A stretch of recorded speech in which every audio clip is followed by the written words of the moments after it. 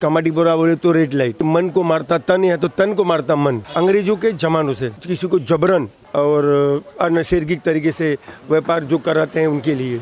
सबसे ज़्यादा पॉपुलेशन किस राज्य से यहाँ पर? वरना एक समय ऐसा था कि रेड लाइट बहुत ज़्यादा तादाद में यहाँ थे, लोग उसको बदनाम नगर भरी नज़रों से देखते हैं। इनके बच्चे भी बेचारे यहाँ वहाँ रहते हैं। हम किस एरिया में हैं आप बता दीजिए। अभी आप फिलहाल इस समय कमाटीपुरा के इलाके में हैं और कमाटीपुरा हमारा बहुत बड़ा इलाका है और महानगर पालिका के हिसाब से बहुत बड़ा वार्ड है और उसको 213 नंबर वार्ड कहते हैं और विभिन्न राज्यों से आए हुए लोग यहाँ पर रहते हैं और काफ़ी अच्छा पॉपुलेशन है यहाँ पर और बहुत पुरानी इमारतें हैं, जूनी बस्ती हैं, कई तरह के लोग काम करते हैं यहाँ। माइग्रेट लेबर भी रहते हैं यहाँ, सोशल लेबर भी रहते हैं और इस तरह से इलाका हमारे इतिहास से जुड़ा हुआ इलाका है और कमाटीपुरा ने अपने आप में इतिहास को बहुत समेटा हुआ है और उसमें बहुत इतिहास छुपा हुआ है। सर आपको 2 मिनट रोकूंगा। जैसे कमाटीपुरा का नाम लेते ही एक मुंबई में बदनाम सा इलाका है, इस तरीके की इमेज आती है। देखिए ऐसा नहीं है, कमाटीपुरा का नाम लेते ही उसके लिए तो हम जो स्थानिक रहवासी हैं उसका कहीं न कहीं प्रश्न चिन्ह और हमारे पीढ़ियों पर भी लगता है कि कमाटीपुरा बोले तो रेड लाइट। तो रेड लाइट एक छोटा सा भाग में बसा हुआ इलाका है, संपूर्ण कमाटीपुरा रेड लाइट से नहीं भरा पड़ा हुआ है। छोटे इलाके होने की वजह से लोग उसको बदनाम नगर भरी नज़रों से देखते हैं। हालांकि कमाटीपुरा वो है जहाँ पर बम्बई शहरों में जो आज CST स्टेशन दिखाई दे रहा है आपको, इसी CST स्टेशन को कमाटीपुरा में रह रहे लेबरों ने बनाया। आज जितने भी हेरिटेज प्रॉपर्टी मुंबई शहरों में दिखाई दे रही है आपको, इसी कमाटीपुरा को में रहने वाले हमारे कमाटीपुरा के लेबरों ने बनाया अंग्रेजों के ज़मानों से।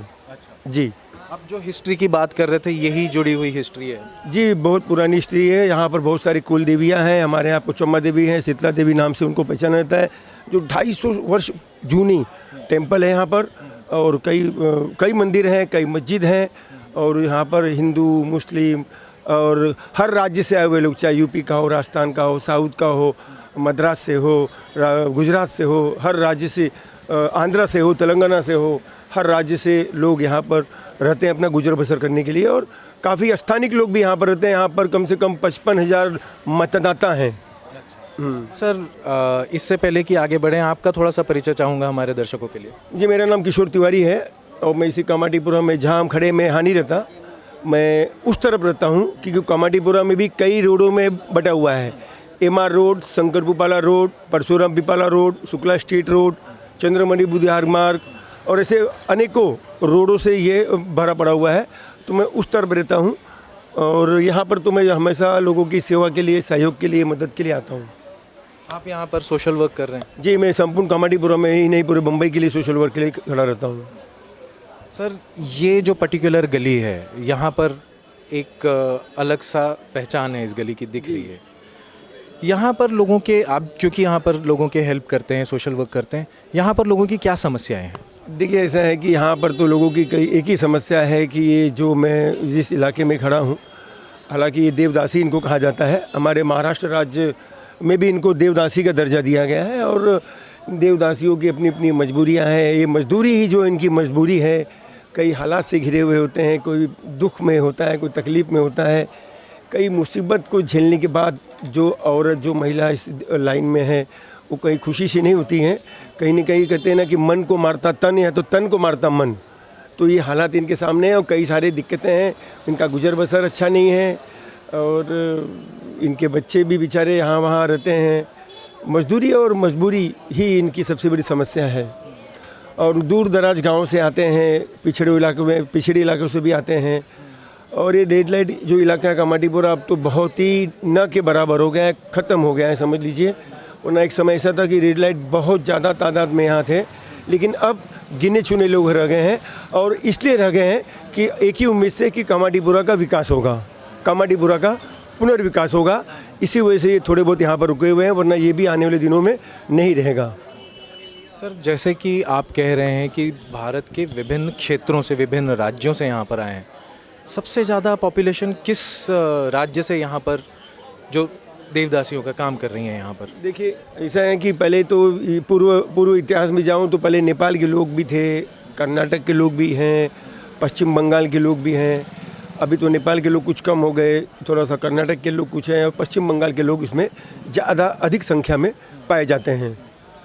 सर एक सर्वे के हिसाब से बहुत सारी महिलाओं को इसमें ढकेल दिया जाता है, लड़कियों को ढकेल दिया जाता है। यहाँ पर इस प्रकार का कुछ आपको देखने मिला? देखिए ऐसा है कि यहाँ पर जो रूरल इलाके में ना बहुत सारी ऐसे सामाजिक संस्थाएं जो NGOs जो काम करती हैं, और सबसे बड़ी तो यहाँ पर पुलिस जो है हमारी हमेशा चौकन्ना रहती है। और हमारे जैसे जो सामाजिक कार्य करते हैं, किसी को जबरन या किसी को और अनैसर्गिक तरीके से अगर आप कुछ इस तरह से काम करवाते हो तो उसके लिए हम सब चौकन्ना रहते हैं। और अभी तो फिलहाल कमाटीपुरम में ये न के बराबर है, अगर है भी तो उसके लिए हमारी नागपाड़ा पुलिस थाने बहुत ही चौकन्नी है और वो तटस्थ रहती है और इस सब चीज़ों में उनका ध्यान बराबर रहता है। ऐसे जबरन और अनैसर्गिक तरीके से व्यापार जो कराते हैं उनके लिए। सर अगर जैसे यहाँ पर जो भी कार्यरत हैं ये महिलाएं अगर ये काम छोड़ के कुछ और अपने जीवन में करना चाहें तो क्या ऐसा संभव है? दूसरा क्या किया जा सकता है इनके लिए? देखिए बहुत सारी ऐसी महिलाएं हैं जो ये लाइन छोड़ चुकी हैं, जिनको कई सारे NGO यहाँ जो काम करते हैं सिलाई का कढ़ाई का काम दे रही हैं, और कुछ लोग चली भी गई हैं और कुछ लोग जाने की कगार में भी हैं। तो हालांकि इस तरह से संपूर्ण रूप से ये सुविधा भी रोज़गार के लिए भी नहीं है, अवेलेबल है, तो इसलिए थोड़े बहुत लोग यहाँ रुके हैं। अपनी मजदूरी है, गरीबी है, पश्चिम बंगाल में गरीबी है, माँ बाप गरीब हैं, पति गरीब हैं, रोज़गार का अभाव है, ज़मीन नहीं है, गांव में घर नहीं है, तो लोग दूर दराज इलाके से आते हैं और अपना गुजर बसर करने के लिए, अपने बच्चों का पालन पोषण करने के लिए, अपने भाई बहनों का पालन पोषण करने के लिए, अपने बूढ़े माँ बाप का पालन पोषण करने के लिए ये इस लाइन में उतरते हैं। सर अगर सरकार चाहे इनके लिए कुछ करना तो क्या किया जा सकता है सरकार की तरफ से? नहीं, सरकार के पास, सरकार तो बहुत बड़ी चीज़ है, सरकार चाहे तो बहुत कुछ कर सकती है और सरकार मेरे ख्याल से कि इसके लिए अग्रसर भी है। बहुत सारी योजनाएं देवदासियों के लिए आज भी हमारे पास हैं, और क्योंकि यहाँ से बहुत सारी NGOs जो उनके बच्चों के उद्धार के लिए काम करती हैं, उनको पढ़ाती है, उनका गुजर बसर करती है। बोलते हैं ना चिल्ड्रन होम भी यहाँ पर चलता है, जिनको वहाँ पर रखा जाता है, उनको पढ़ाया भी जाता है, उनको लिखाया भी जाता है NGOs के माध्यम से, और उसमें कहीं ना कहीं सरकार का ही सहयोग होता है। Thank you so much.